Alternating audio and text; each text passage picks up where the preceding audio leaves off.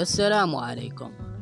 بعد تألق المنتخب المغربي في المونديال ونجاح قطر في تنظيم كأس العالم 2022، أسند الاتحاد الدولي لكرة القدم الفيفا في اجتماع بالعاصمة القطرية الدوحة بقرار رسمي: المغرب سيحتضن تنظيم كأس العالم للأندية 2023 خلال الفترة الممتدة ما بين الأول من فبراير و11 من الشهر ذاته.